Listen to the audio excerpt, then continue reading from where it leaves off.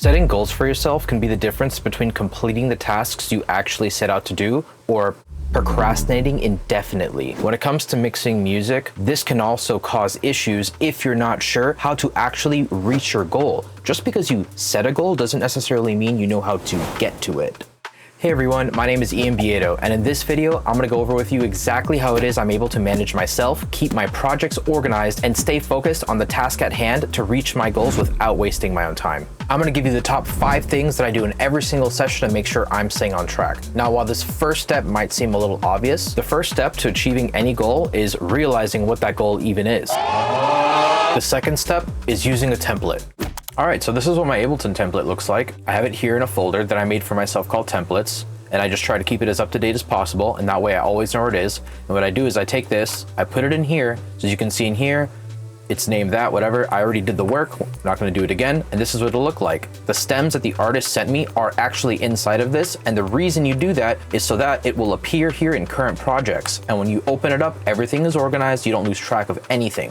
So before I actually start dragging anything into the session, I want you to look at these little check marks here. Now what these are Ableton identifiers. Ableton generates files so that it knows what these things are. Now, if I drag this in, what you're gonna notice is that the file itself is already there. It doesn't have to think about it. And you can find that by right-clicking here, hitting Show and Explore, and you'll get a window. You see these .asd files that are just renamed the same thing, but then have .asd at the end? Those files are the identifiers. I do this little trick to help myself stay organized and make sure that I don't miss any stems, where I will actually delete all of these, and that way Ableton has to think about it, but what that does is it removes the check mark. As I drag the files in, you'll actually be able to keep track of what you have in the session versus what you haven't put in yet. So the way we can do that is if you hit type, you'll see it separates them for you. You just come in here, boom, done. Now it'll take a second to refresh, but that's it. Now all of check marks are gone and we can keep track of what it is we're doing. Let's get started.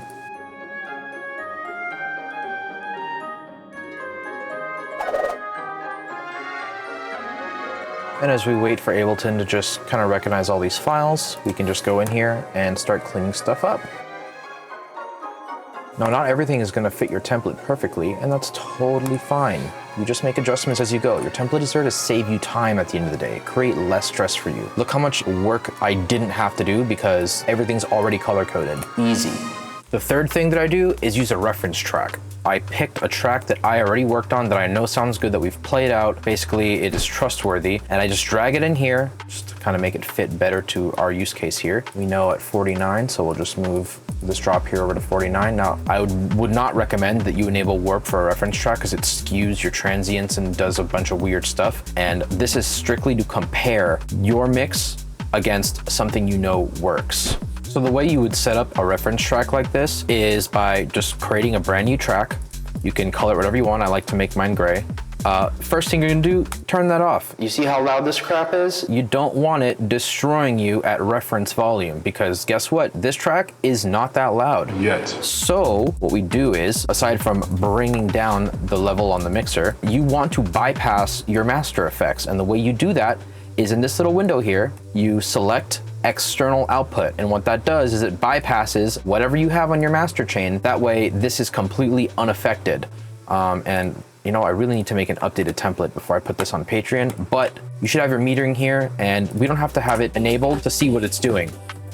Very easy A/B. Step 4 is understanding what you're gonna do before you do it. Now, I know it might seem like I'm being facetious, but I really mean that. If you look here on the left, you'll see I have all of my favorite plugins very nicely color-coded, and underneath that, I have even more organization. And all this stuff is, I'll be honest with you, I hardly ever use these, but this is just so that they're color-coded in here and I can at a glance know what things are. If I type EQ, here's all the EQs I have that at least have the name EQ in it. You can further organize this stuff, and that sort of thing really helps. Now, that's only one half of that equation. The second half is actually understanding what the plugins are going to do to the sound you're putting it on. If you don't know what the plugin does, but you just know it's an EQ, you have no idea what's happening in the back end of that plugin. You really should take the time to learn and understand what everything does, at least at a core level, so that you know what it is you're getting into and you're not second guessing your decisions. Because realistically, if you don't know what's gonna happen, how can you actually achieve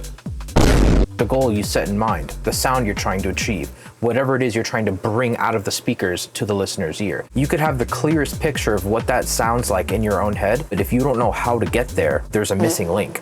Now for a final bonus step, keyboard shortcuts will save you so much time in the long run.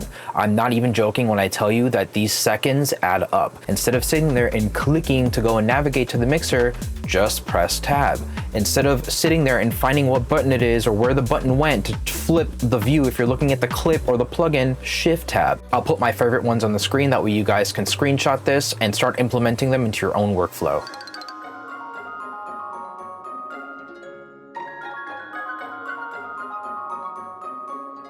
If there's anything I've realized over the past couple of years, is that all of these things really add up. Implementing one of them will save you time, but if you implement all of these things, and I'm sure there's even more that you can figure out on your own, right? Because at the end of the day, it's whatever's comfortable for you. You will save yourself more time, which in turn translates to spending more time on your primary goals, whether that's creating your own music, whether that's becoming a mixing engineer, learning how to master, whatever the case is, playing an instrument, it doesn't matter. You need to be able to create workflows for yourself that are efficient and that you don't have to think about. Maximizing time, doing what it is you love to do, is what's important in this world. We can't forget that. Thanks again for watching, and if you made it this far through the video, I really appreciate it. Thank you so much for your support and your time. If you were able to implement any of these things into your own workflow, let me know down in the comments as well. Looking forward to seeing you guys on the next one, and as always, you have yet to make your best music.